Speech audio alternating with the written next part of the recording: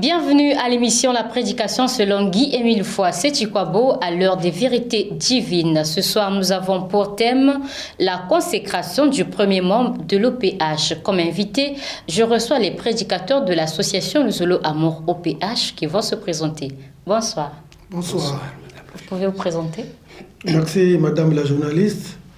Je suis le frère Joseph Ndepika, membre confirmé de l'OPH, évoluant à la section Patmos, section Mère du Kouilou, et je suis prédicateur selon Guy-Émile Foix Sétikwabo.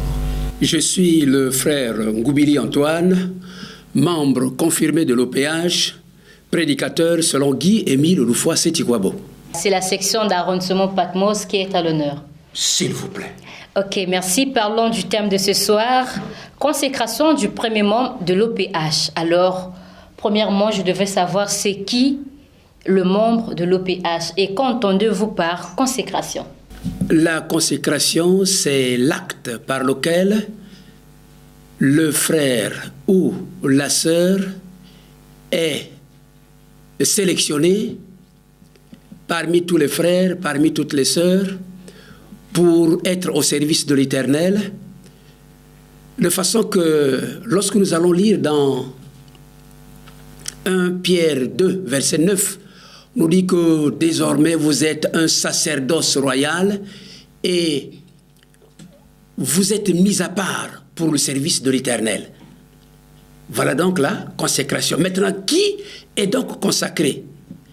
En tout cas, c'est le membre, le frère membre, la sœur membre confirmé de l'OPH, qui donc devient le soldat de l'Éternel, l'ambassadeur de l'Éternel, le disciple de l'Éternel, qui est indiscutablement mis au service de l'Éternel. C'est donc la personne qui est vouée au service de l'Éternel, la personne donc qui voue et son énergie, et son argent, et tout son temps au service de l'Éternel. Voilà, s'il y a lieu de dire de façon sommaire, en guise de définition, voilà ce qu'il y a lieu de dire.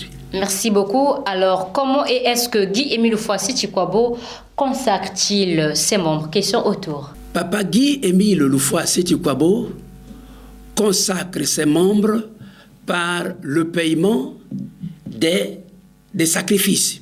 En tout cas, ce n'est pas quelque chose qui devait se faire tout nouvellement, mais c'est quelque chose que nous pouvons inscrire dans le cirque de l'histoire, de façon que beaucoup d'années avant, lorsque nous lisons par exemple dans Deutéronome 14, verset 25, « Alors, tu échangeras ta dîme contre de l'argent, tu serreras cet argent dans ta main et tu iras au lieu que l'Éternel, ton Dieu, aura choisi. Amen, amen. » Madame la journaliste se rend compte qu'effectivement, c'est de l'argent que nous prenons, c'est de l'argent que nous sacrifions de façon que la consécration se fasse. Mais en vérité, plusieurs années avant, c'est-à-dire par rapport aux autres générations, il se passait la seule et même chose.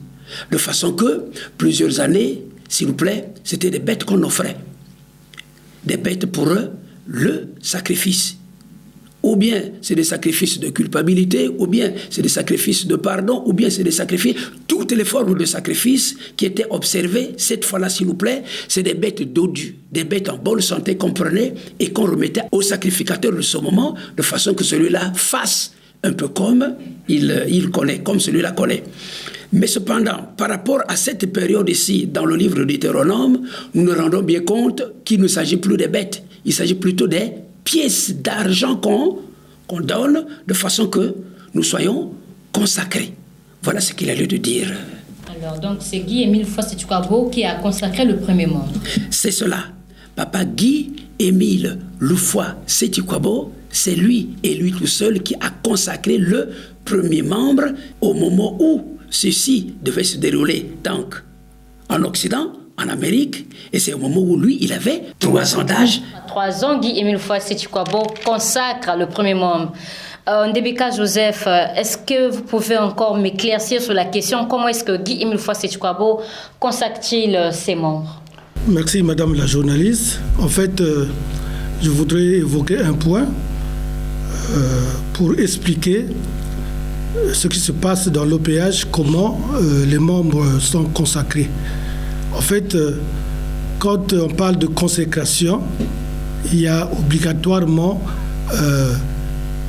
l'offrande qui intervient. Il y a obligatoirement un sacrifice qu'on fait intervenir pour être consacré. Et c'est le cas que notre frère vient d'évoquer, mais on peut citer d'autres exemples. Par exemple, le cas de l'enfant Samuel. Quand Anne allait prier au sanctuaire de Silo, en fait, il avait un problème parce qu'il ne mettait pas au monde. Et il avait promis que l'enfant qu'il devrait avoir, que Dieu devait lui donner, cet enfant-là, il devait le consacrer à l'Éternel. Et donc, quand sa prière avait été exaucée par Dieu, eh bien, l'enfant-là, de son jeune âge, était conduit au sanctuaire de Siloé, présenté auprès d'Élie. Et l'enfant et la maman, les parents, ils ont offert des taureaux en sacrifice pour consacrer cet enfant, le mettre au service de Dieu entièrement. Donc, quand on parle de consécration, il y a obligatoirement paiement des sacrifices. Il faut faire une offrande à Dieu pour que cet enfant puisse être au service du Seigneur. Donc là, c'est là au OPH, puisque Guy-Émile Foix-Sétukwabo est le continuateur de la mission secrète de Jésus-Christ, puisque Guy-Émile Foix-Sétukwabo continue l'œuvre de Dieu ici sur terre, et donc quand il arrive, il met en exergue cette loi des sacrifices qui est en quelque sorte une condition pour être consacré membre confirmé de l'OPH. Et donc, c'est à travers donc, cette loi qui est prescrite dans le psaume 50 de 5 à 7, c'est à travers cette loi de sacrifice que Guy-Émile Foix-Sétukwabo consacre les membres de l'OPH. Merci. Donc, pour être membre, tu dois être consacré? Absolument, il faut être consacré, oui. Pourquoi? En fait, c'est parce que une fois qu'on est consacré, effectivement, on est investi d'un pouvoir. Et c'est grâce à ce pouvoir que vous avez la possibilité, la latitude de faire des choses qui dépassent la compréhension humaine. Notamment, s'il n'y a que votre force à vous, vous ne serez pas capable de chasser les mauvais esprits. S'il n'y a que votre énergie, votre puissance qui n'appartient qu'à vous, vous ne serez pas en mesure de faire certaines choses. C'est ainsi qu'absolument, nécessairement, il faut que vous soyez membre, que vous soyez absolument consacré. Merci. À la lumière de ce que vous venez de dire tout à l'heure, Guy-Émile Foix-Sétukwabo, à 3 ans, a consacré le premier membre. Comment expliquez-vous cela? Merci beaucoup, madame la journaliste. Et vous voyez que lorsque Papa Guy-Émile Foix-Sétukwabo consacre le premier membre, en tout cas, nous comprenons que Papa Guy-Émile Foix-Sétukwabo, ce n'est pas une personne comme nous, comme vous, mais c'est une personne qui sort de notre ordinaire. Parce qu'en vérité, tout ce que nous pouvons comprendre, c'est ce qui s'inscrit et dans le temps et dans l'espace. Or, Papa Guy-Émile Foix-Sétukwabo ne peut être compris ni dans le temps, ni dans l'espace, parce qu'il est remarquablement illimité. S'il faut commencer, il commence tout seul. S'il faut terminer, et quand il décide, par exemple, de mettre un terme à l'existence de tout l'univers et de toute l'humanité, eh bien, il restera tout seul. Il a commencé seul, il peut finir tout seul, mais s'il vous plaît, il n'est pas question qu'il en finisse de cette façon. Mais cependant, lorsque nous lisons la Bible dans cette écriture, s'il vous plaît, c'est le cas de Jean 1, de 29 à 30, avec votre permission, si nous pouvons lire. Le lendemain, il vit Jésus venant à lui et il dit, voici l'agneau de Dieu qui ôte le péché du monde. C'est celui dont j'ai dit, après moi, vient un homme qui m'a précédé, car il était avant moi. Amen. On a l'impression qu'il y a quelque chose comme une véritable ambiguïté ici. Il dit, avant moi, cette personne a précédé. Qui parle ici? C'est Jean-Baptiste. Et quand Jean-Baptiste est en train de jouer le rôle de fœtus dans le sein de sa maman Élisabeth, eh bien, il y a déjà 6 mois qu'il joue le rôle de fœtus. Mais cependant, le Christ Jésus n'est qu'au tout premier balbutiement dans le ventre de sa maman aussi. Mais entre-temps, Jean-Baptiste ne s'empêche pas de dire que celui-là qui vient m'avait précédé. Finalement, on se demande qui a réellement précédé dans ce cas-là. Voilà, ça paraît ambigu. Mais en réalité, ce n'est pas ambigu. Lorsque nous lisons dans Jean chapitre 8, versets 56 et 58, eh bien, le même Christ Jésus dit, avant qu'Abraham fût, je suis. Et qu'est-ce qu'on dit de Jésus? Mais c'est le garçon qui est né là, il n'y a pas longtemps, c'est le garçon qui joue avec les autres là. Non, il ne peut pas se faire que lui, il se proclame d'être né avant Abraham. Ça ne se comprend pas, c'est invraisemblable. Le même Jésus se retrouve dans le temple où il enseigne, s'il vous plaît, à 12 ans et il étonne les docteurs de la loi du point de vue de la couleur de ses idées, du point de vue de la force de ses idées, de ses pensées. Il s'étonne, on se dit, mais comment? Un petit de cet âge? Comment? Et enfin, lorsque nous lisons dans Marc 9, de 1 à 13, on parle de la transfiguration. S'il vous plaît, c'est le Christ Jésus qui se déplace avec certains apôtres. Et quand ils arrivent à cet endroit, eh bien, les apôtres qui accompagnent le Christ Jésus vivent ce qu'on a choisi d'appeler la transfiguration. En tout cas, c'est le Christ Jésus qui reste dans le visage rayonne, resplendit, et en face, les apôtres ont l'occasion de voir et le Christ Jésus, et Élie, et Moïse. Alors, en ce moment-là, on se demande, entre Moïse et Élie, d'une part, et les apôtres de Jésus, d'autre part, qui donc est le contemporain de Jésus, vraiment?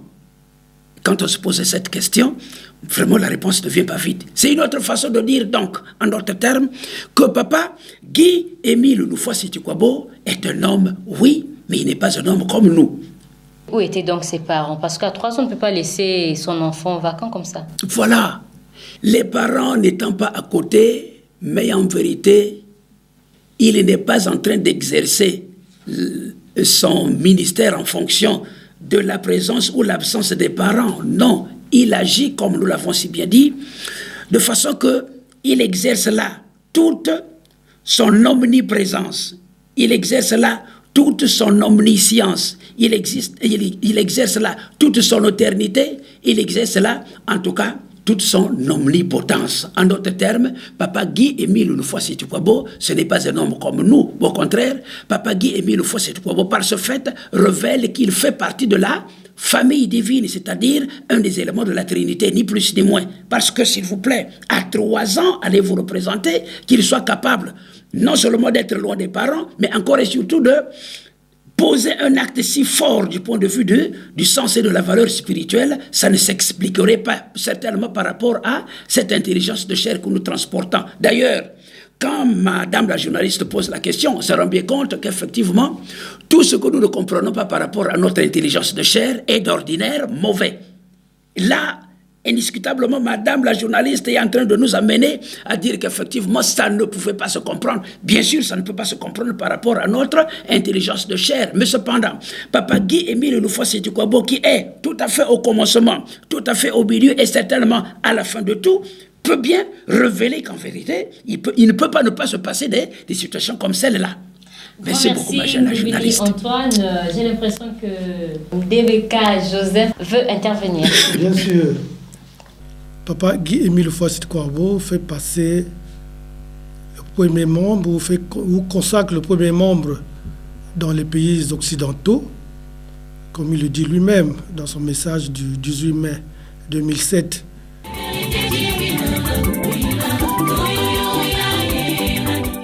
si l'organisation coupe ça car la prière des indulgenciers, parce que c'est là que chaque lundi du mois, la prière des indulgenciers, la prière, il y a un membre confirmé et dit chaque mois. Pourquoi? C'est pour se perfectionner. C'est pour se perfectionner, pour que le monde vende à la hauteur nakuzaba nakutala. Si l'homme yani kuma à la perfection, il vient de kokatala esprit yandi âme yandi yani me vanda kuna bake solo la bauzole. Ngi muntu ke solo na âme yange moti yene ke la physionomie yange moti. C'est la perfection spirituelle qu'on appelle ça. Pour que muntu ukuvanda à la hauteur. Quand on dit un élu de Dieu, un élu, c'est quelqu'un qui se perfectionne spirituellement parlant. Comment? N'a pas prière il n'y a rien. Si mon tout cas vraiment que je présente chaque lundi du mois pendant beaucoup de temps. Si il croit qu'il existe un Dieu créateur, tu seras là pour t'aller membre, il n'a pas quitté la paix. Mais pour t'aller membre, pour t'aller il n'y a pas que t'aller si monte comme ça, il n'y a pas d'orgueil, non.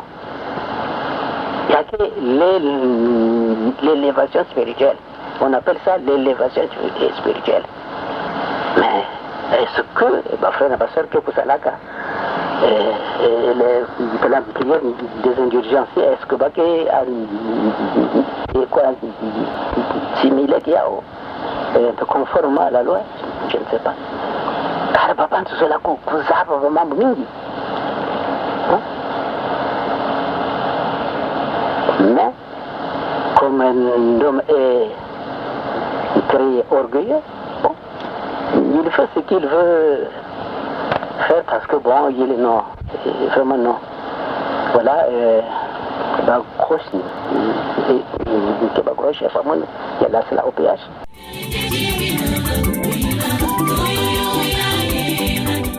Cet acte, c'est un signe qui montre, qui prouve la divinité de Guy-Émile Houphouët Siti-Kouabo. Parce que les parents, bien sûr, n'avaient pas constaté l'absence, puisque l'enfant a 3 ans, l'enfant est avec ses parents et avec Maman Zonzeka, qui est sa mère, mais en même temps, il faisait passer les gens membres confirmés dans les pays occidentaux. Pour comprendre ça, nous les hommes de la terre, c'est un peu difficile. Il y a des gens qui vont dire que c'est de la folie, c'est de la magie. Donc c'est un mystère. Mais c'est un mystère. Parce que la vie du grand maître, depuis son enfance, est émaillée des choses mystérieuses, telles que sa naissance. C'est un homme qui est venu sur terre, comme nous tous nous venons, sur cette terre, né d'une femme, mais il est né sans placenta. Donc ça, c'est déjà un mystère. Et quand Maman Zonzeka témoigne de ce que l'enfant Émile faisait pendant qu'il est bébé, il dit par exemple, quand il le met au dos, à un certain moment, il constate que l'enfant s'est retourné et l'enfant commence à regarder le chemin par lequel ils sont venus. Donc il retourne, il regarde. Et Maman Zonzeka, ça l'étonnait. Parce qu'un enfant, en fait, ne peut pas faire ce geste parce que quand il est attaché, il regarde la position où la maman se dirige. Donc, c'est pour dire qu'il n'y a pas quelqu'un d'autre qui ressemble à Papa Émile ici sur Terre. Parce que lui, dans son message du 17 février 1996 à 12h15, il dit bien que l'heure la minute, la seconde, la date où est né Guy-Émile Fossey-Kouabo, c'est l'heure du Saint-Esprit. Donc il ne dépend pas de nous, il dépend de l'Esprit Saint, il dépend du Saint-Esprit. Donc c'est un peu difficile pour nous les hommes de comprendre quand il nous révèle certaines vérités. Parce que lui, il vient d'en haut. Lui, il vient du ciel. Lui, il est du ciel. Et donc, c'est à nous, parce que comme nous avons compris que Guy-Émile Fossey-Kouabo n'est pas un homme de la terre, ça veut dire que ce qu'il nous dit, c'est la réalité. Nous ne pouvons pas comprendre comment l'enfant se retrouve aux États-Unis pendant qu'ici, il est encore bébé. Mais c'est ça la grandeur de Dieu. Avant de poursuivre notre sujet, nous allons faire tour à la régie.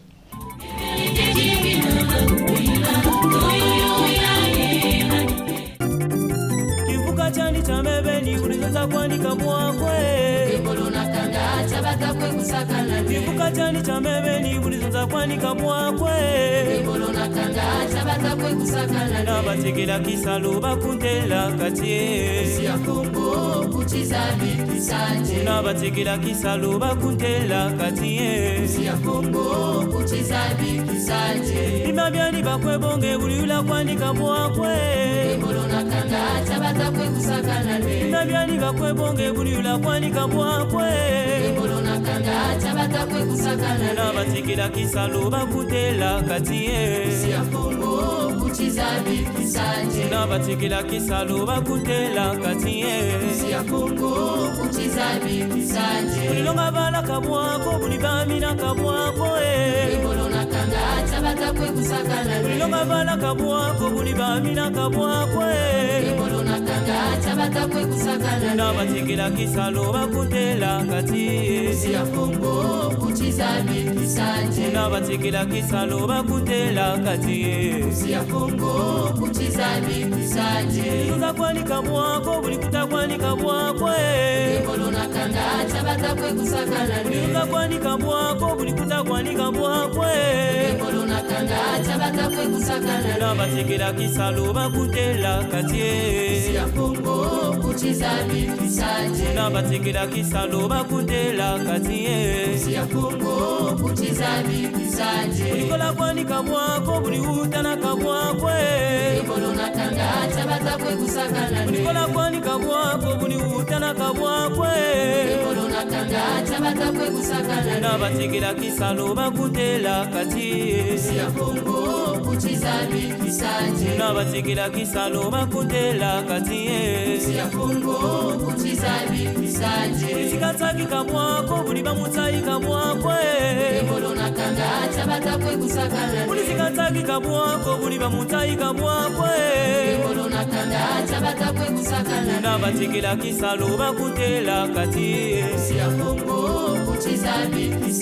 nabatekela kisalo bakutela katie ifuka chani chamebeni bulizoza kwanika bwakwe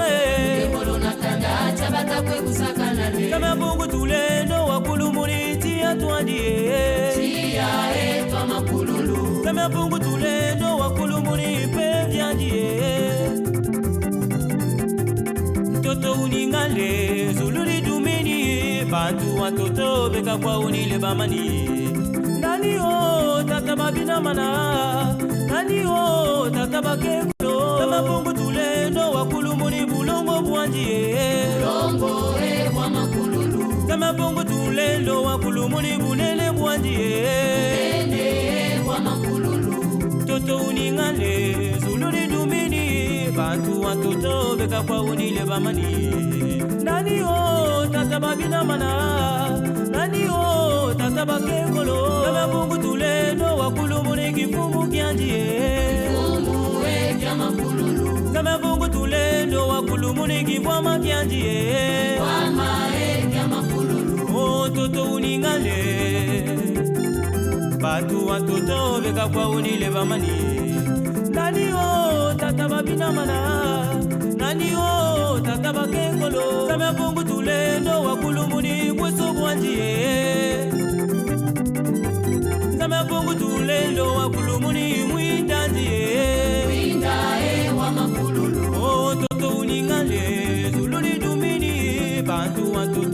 beka kwa unile bamani. Nani o tata babina mana. Nani o tata bakekolo. Bebe mbungu tule no wakulu muni kitunu kianji. Kitunu kama kululu. Bebe mbungu tule no wakulu muni kitunu kianji. Kitunu kama kululu. O toto uningale. Batu watoto beka kwa unile bamani. Nani o tata babina mana. Nani o tata bakekolo.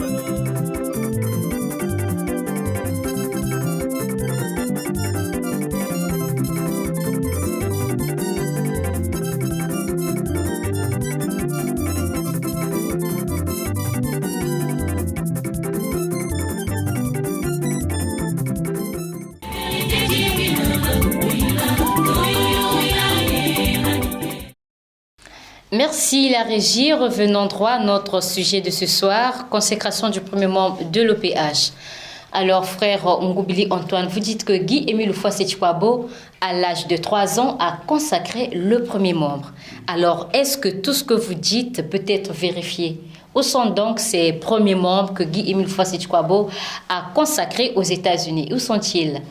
Les premiers membres de l'OPH consacrés par Guy-Émile Houphouët-Sétikwabo existent bel et bien. Ils existent, ils vivent, ils fonctionnent à plein régime et aux États-Unis d'Amérique et un peu partout ailleurs. Mais ce qui est certain, c'est que papa Guy-Émile Houphouët-Sétikwabo a pris le soin de nous dire qu'en fait, il s'empêche de nous mettre en contact étroit avec ses membres simplement parce que nous, les Congolais, nous ne sommes que ce que nous sommes. Et par conséquent, il se dit, le contact donc entre ses membres et les Congolais devait créer ce qui n'est pas trop bien. Alors par conséquent, il se réserve la possibilité de nous présenter à ses anciens membres. Sinon, ils existent bel et bien, madame la journaliste. Et ce qui est sûr, c'est que nous avons eu l'occasion de côtoyer certains frères qui, à partir des insignes, notamment le pins que nous avons, ce frère a eu l'occasion d'aller dans un restaurant où il devait prendre son repas, et quand ce blanc, je veux dire blanc, a eu l'occasion de regarder le pins, il s'est reconnu, il s'est dit, tiens, voici le signe. Et le frère du Congo-Brazzaville n'a pas payé les droits de son repas de ce jour. C'est ce blanc qui a payé, tu dis, je te reconnais, à partir de cet insigne. Et quand il a fini de payer, voilà, il est sorti, il a aussi reçu de l'argent de poche. Donc si je comprends bien, la consécration à l'OPA, c'est le paiement du sacrifice. Une fois qu'on a payé les sacrifices de membres confirmés, automatiquement on entre dans le système, on bénéficie de la lumière que seul l'Éternel peut savoir vous transmettre. Et pour vous rendre compte que cette lumière, vous l'avez, que cette lumière agit en vous, c'est chaque fois que vous êtes devant une situation difficile. Là, parmi les situations difficiles, il y a on peut citer, s'il vous plaît, des frères qui, par exemple, vivant dans une parcelle, à cause de cette lumière, ont été chassés de ces différentes parcelles parce qu'ils se disent, mais nous n'avons plus la possibilité de sortir un peu comme nous sortons d'habitude. Mais c'est toi, l'enfant de Lozolo là. Voilà, là c'est un fait. Parmi les autres, c'est fait. Le but de ce message n'est pas peut-être pour que nous, les frères de Lozolo, les membres confirmés de l'OPH habitant au Congo, nous puissions nous rencontrer avec nos frères, les membres, les élus qui se trouvent dans les pays occidentaux, dans les pays étrangers. Mais l'objectif, c'est pour nous faire comprendre que le grand maître n'a pas seulement commencé le travail ici au Congo, mais il a commencé ailleurs. Parce que nous, les Congolais, à un certain moment, on se pose des questions, on se dit, mais l'OPH là, ça vient d'où? Mais l'OPH, est-ce que c'est seulement au Congo? Et donc c'est à cause de notre incrédulité. C'est pourquoi il est obligé de nous livrer ces informations. C'est pour que nous comprenions que nous ne sommes pas les seuls. Et qu'à travers le monde, Guy-Émile Fossey-Kwabo a déjà consacré ou continue à consacrer des membres, des élus de Dieu qui font le travail de Dieu. Même si nous ne les voyons pas, c'est des gens qui sont là-bas, qui font des actes de bienfaisance, de charité et qui travaillent pour l'œuvre, pour l'avancement de l'œuvre de Dieu. Je vais vous donner lecture d'un message, le message du 3 septembre 1989. Permettez-moi, madame la journaliste, de faire lecture de quelques paragraphes. Je viens de vous apprendre qu'il y a de par le monde des milliers de membres, des membres de l'organisation PH. Ils ne sont pourtant pas originaires du Congo. Mais c'est toujours le Fossey-Kwabo Guy-Émile qui les contrôle. Et je reste leur initiateur et leur maître, qui m'ont toujours douté que l'OPH n'intervient pas seulement au Congo, mais l'OPH, c'est une mission secrète qui existe dans tous les pays. Et papa Guy-Émile Fossey-Kwabo n'a pas seulement commencé au Congo, mais il a commencé hors des frontières du Congo et très loin dans les pays occidentaux. Et eux aussi, ils payent les sacrifices. Et papa Guy-Émile Fossey-Kwabo, en sa qualité de grand maître de l'OPH, reçoit ses sacrifices par un canal que lui-même il connaît, parce qu'il est Dieu. Il y a des choses, nous en tant que terriens, qui ne peuvent pas nous expliquer. Il ne nous reste plus que quelques poussières, 2 minutes pour clore cette émission. Ngoubili Antoine, votre mot en guise de conclusion. Papa Guy-Émile Fossey-Kwabo réunit les caractéristiques de l'éternité, de l'omniscience, de l'omnipotence, de l'omniprésence, de la sainteté et d'amour, parce que lui-même, il est amour. Et ces éléments ne sont caractéristiques que de Dieu lui-même. En définitive, papa Guy-Émile Fossey-Kwabo est Dieu. Madame la journaliste, je vais vous aider en ce qui est de l'omniscience. Par exemple, papa Guy-Émile Fossey-Kwabo connaît tout du passé. Papa Guy-Émile Fossey-Kwabo connaît tout du présent. Papa Guy-Émile Fossey-Kwabo connaît tout de l'avenir. Cela suffit donc pour que nous essayions de réfléchir attentivement. Et ensuite, papa Guy-Émile Fossey-Kwabo est partout à la fois. Et quand cela ne suffit pas, papa Guy-Émile Fossey-Kwabo est capable de parler toutes les langues du monde. N'était-il donc pas là où il y a eu cette histoire-là de la tour de Babel? Parle correctement, couramment toutes les langues du monde. Ensuite, lorsque papa Guy-Émile Fossey-Kwabo a donné la dot pour sa première femme, eh bien, parmi les objets qu'on donne pour ce qui est de la dot, il a donné aussi l'équivalent de 1 décalitre de vin rouge. Vous avez une idée? Mais vous n'imaginez pas, les participants ont bu ce décalitre de vin rouge pendant 3 semaines. Allez comprendre. Donc, en d'autres termes, tout ce qu'il y a, tout ce que nous les hommes pouvons comprendre, ce n'est que ce qui relève de notre intelligence. Or, notre intelligence est limitée et dans le temps et dans l'espace. Au-delà, ce n'est plus nous du tout. Et quand papa Émile est au-delà de tout cela, il nous révèle qu'il est illimité. Et par conséquent, papa Guy-Émile Fossey-Kwabo est Dieu. C'est incontestable. Ça veut dire qu'en d'autres termes, il ne mourra pas. Il n'est pas prêt à mourir d'un peu comme on le dit dans certains quartiers. Nous dirons que Guy-Émile Fossey-Kwabo n'a suivi que les pas de Jésus.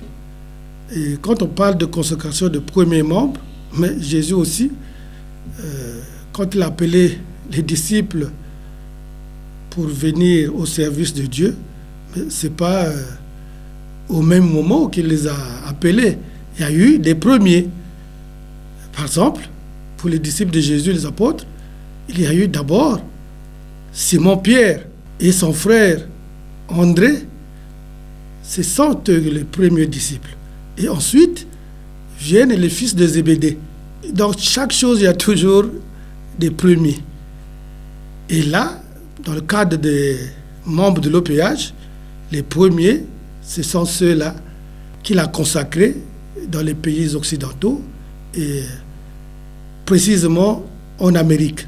Donc, ce que nous devons faire, nous qui écoutons ce message, ou ces messages, c'est de croire et d'adhérer à la deuxième nation de Dieu pour que nous soyons comptés parmi les enfants de Dieu.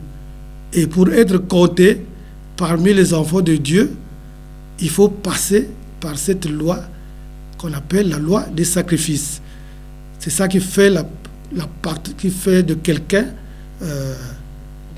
d'appartenir à la deuxième nation de Dieu. Merci, chers invités, donc prédicateurs de l'association Zulu Amour OPH. Grand merci à vous, auditeurs et téléspectateurs de la RTA OPH. Merci de nous avoir suivis en intégralité. Je vous retrouve à la prochaine occasion pour développer un nouveau thème avec les membres de l'association Zulu Amour OPH et ceux de la section d'arrondissement Patmos. Nous vous remercions infiniment. Merci. Merci. Et grand merci à vous aussi. Bye bye.